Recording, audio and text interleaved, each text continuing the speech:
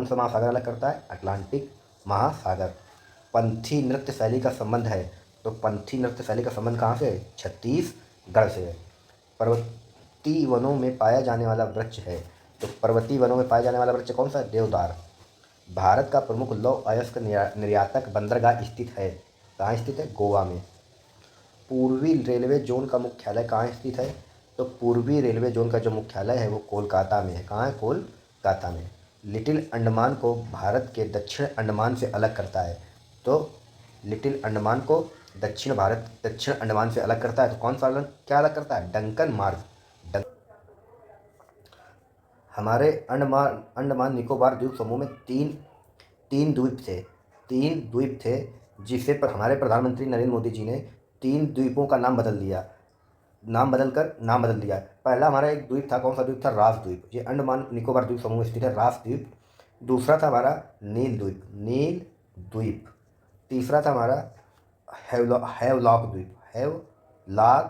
द्वीप। तो इन तीन द्वीपों का नाम बदल दिया है। तो रास द्वीप जो है उसका नाम रखा है नेताजी सुभाष चंद्र बोस द्वीप, नेताजी सुभाष चंद्र बोस द्वीप।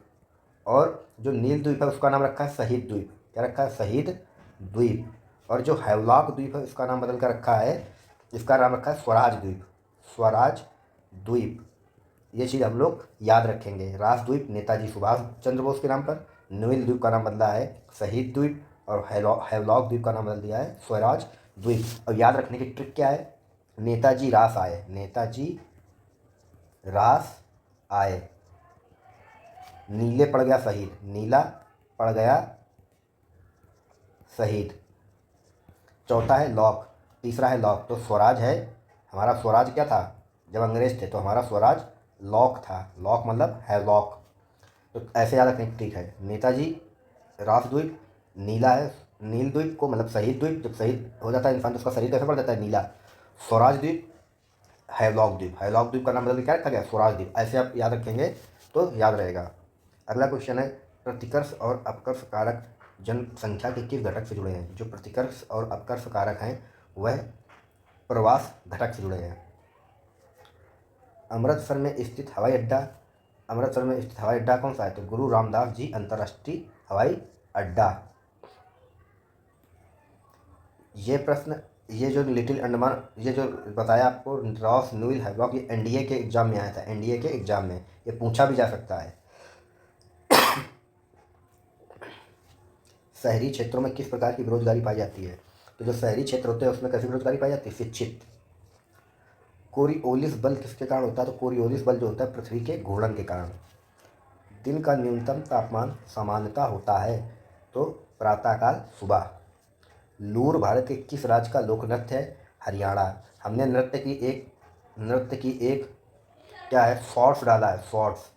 आप उसको देख सकते हैं। जो शॉर्ट्स में नृत्य डाले हैं हमने, लोक नृत्य डाले हैं, वो सभी एसएससी के एग्ज़ाम में आए हुए क्वेश्चन है। एसएससी के एग्ज़ाम में आए हुए क्वेश्चन है। आपको अगर वो पढ़ते हैं तो वही क्वेश्चन जो लोक नृत्य हैं, ज़्यादा नहीं है, लगभग हमारे 50 होंगे लोक नृत्य, लगभग छोटे बड़े मिलाकर उनको आप पढ़ेंगे तो सारे क्लियर आपको लोक नृत्य हो जाएंगे। क्योंकि एग्जाम में नृत्यों से क्वेश्चन बहुत पूछता है। लूर नृत्य कहाँ का है? तो हरियाणा राज्य का है। हमने शॉर्ट्स में बना रखा है, लगभग 20 लोक नृत्य शॉर्ट्स में, 2 वीडियो हैं, आप देख सकते हैं उनको। पोंगल भारत के किस राज्य में मनाया जाता है? तो पोंगल जो मनाया जाता है तमिलनाडु राज्य में। और कब मनाया जाता है? अब ये भी पूछता है कि कब मनाया जाता है, किस माह मनाया जाता है और किस कारण मनाया जाता है। तो आप इनको डीपली थोड़ा पढ़ेंगे तभी अच्छा रहेगा। क्योंकि अब ये नहीं पूछा था कि पोंगल भारत के किस राज्य में मनाया जाता है? तमिलनाडु में, ये सबको पता है, पर कब मनाया जाता है महीना पूछता है, और किस कारण मनाया जाता है ये पूछता है। तो ये जो पोंगल त्यौहार है जनवरी मंथ में मनाया जाता है, जनवरी में मनाया जाता है। और जब सूर्य मकर रेखा में प्रवेश करता है, मकर राशि में प्रवेश करता है, तब ये त्यौहार मनाया जाता है। ये त्यौहार जो है सूर्य देवता को समर्पित है। अगला प्रश्न है, किस फसल को तैयार करने में लगभग 1 वर्ष का समय लगता है? तो 1 वर्ष समय का किसको लगता है? गन्ने को लगता है। एक चीज़ मैं और आपको बता दूं, आपने पढ़ा होगा एमएसपी मतलब न्यूनतम समर्थन मूल्य। सरकार कितने फसलों को देती है? 24 फसलों को देती है। कितने फसलों को? 24। और एक होता है एफआरपी का मतलब होता है उचित और पारिश्रमिक मूल्य। पारिश्रमिक मूल्य वो किसको दिया जाता है? गन्ने को दिया जाता है। ये क्वेश्चन पूछा जा सकता है कि एमएसपी कितने फसलों को दिया जाता है? तो 24 फसलों को। और उचित और पारिश्रमिक मूल्य किसको दिया जाता है? तो गन्ने को दिया जाता है सरकार की ओर से। अगला क्वेश्चन है, भारत के साथ कितने देश भूमि सीमा साझा करता है? तो भारत के साथ 7 देश भूमि सीमा साझा करता है। अल्पायु वलन पर्वत है तो अल्पस पर्वत। तलछटी चट्टानों का उदाहरण कौन सा है? तो बलुआ पत्थर। भारत में स्थल से घिरा पाया सबसे गहरा और अच्छी तरह से संरक्षित बंदरगाह है तो क्या है? विशाखापत्तनम बंदरगाह। दक्कन पठार किस नदी के दक्षिण में स्थित है? तो जो दक्कन का पठार है वो नर्मदा नदी के तट पर स्थित है, नर्मदा नदी के दक्षिण में स्थित है। भारत में ऋतुओं के संबंध में काल वैशाखी शब्द संबंधित है तो किससे संबंधित है? पश्चिम बंगाल से। सतह पर तरल पानी वाला एकमात्र ग्रह है वो है पृथ्वी में केवल पानी पाया जाता है सतह में। बांग्लादेश भारत के किस राज्य के साथ अपनी सीमा साझा करता है? तो बांग्लादेश भारत के साथ मेघालय के साथ सीमा साझा करता है और त्रिपुरा के साथ सीमा साझा करता है। ये एग्जाम में ऑप्शन के हिसाब से दिया होगा। त्रिपुरा से भी साझा करता है, ये 3 ओर से घिरा है।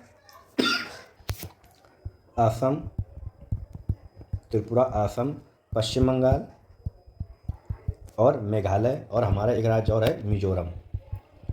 ये 5 राज्यों से घिरा है। बांग्लादेश भारत के 5 राज्यों से सीमा साझा करता है, मिजोरम, त्रिपुरा, असम, पश्चिम बंगाल और मेघालय। इलेला इलेला कर्राड़ी एक आदिवासी नृत्य है, किस राज्य का है? केरला का है। स्वानिधि से समृद्धि कार्यक्रम किस मंत्रालय से जुड़ा है? जो स्वानिधि से समृद्धि कार्यक्रम जो है वो आवास और शहरी मंत्रालय से मामले से जुड़ा है। गोरखपुर भारतीय रेलवे का एक मुख्यालय है तो उत्तर पूर्वी। शीतोष्ण घास के मैदान की खेती के लिए आदर्श होता है तो गेहूँ। शीतोष्ण घास के मैदान में गेहूँ खेती अच्छी होती है। सीमा सड़क संगठन की स्थापना हुई थी तो सीमा सड़क संगठन की स्थापना कब हुई थी? 1960 में। इसको बोलते हैं ब्रो, बॉर्डर रोड ऑर्गेनाइजेशन। प्राचीन नीमराना बावड़ी राजस्थान के किस जिले में स्थित है?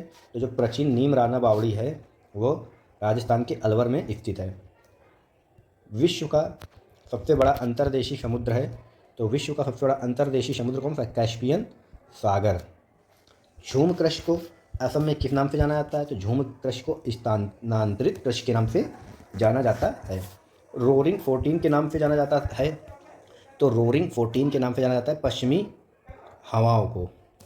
असम और अधिकांश प्रायद्वीपीय राज्यों में जनसंख्या घनत्व है तो मध्यम। असम और अधिकांश प्रायद्वीपीय राज्यों में जनसंख्या घनत्व कैसा है? मध्यम। किस प्रायद्वीपीय नदी में सबसे बड़ी जल निकासी घाटी है? तो किस प्रायद्वीपीय नदी में सबसे बड़ी जल निकासी घाटी है? तो गोदावरी।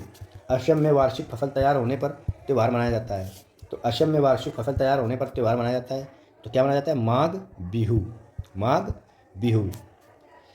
एक क्वेश्चन ये बनता है, असम से मुझको याद आया कि क्वेश्चन ये बनता है कि अम्बुबाची मेला कहाँ लगता है? अम्बुबाची मेला कहाँ लगता है?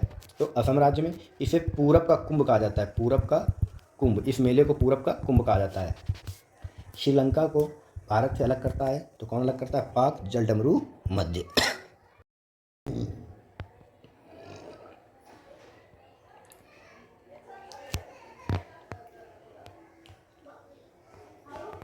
अगला क्वेश्चन है, कृत्रिम रेशम के नाम से जाना जाता है तो कृत्रिम रेशम को किस नाम से जाना जाता है? रेयान के नाम से।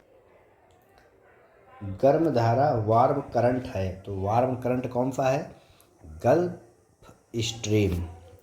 पृथ्वी का केंद्र भाग मुख्य रूप से निर्मित है तो निकल और लोहा से। निकिल और लोहा से। पृथ्वी पर प्लेट प्रवाह को वर्गीकृत किया गया है तो 3 प्रकार से। कितने प्रकार से? 3 प्रकार से। प्लेट है 3 प्रकार से उनको डिवाइड किया गया, क्रस्ट मेंटल कोर। उद्गम स्थल पर भागीरथी के नाम से भी जाना जाता है तो किसको जाना जाता है? गंगा नदी को।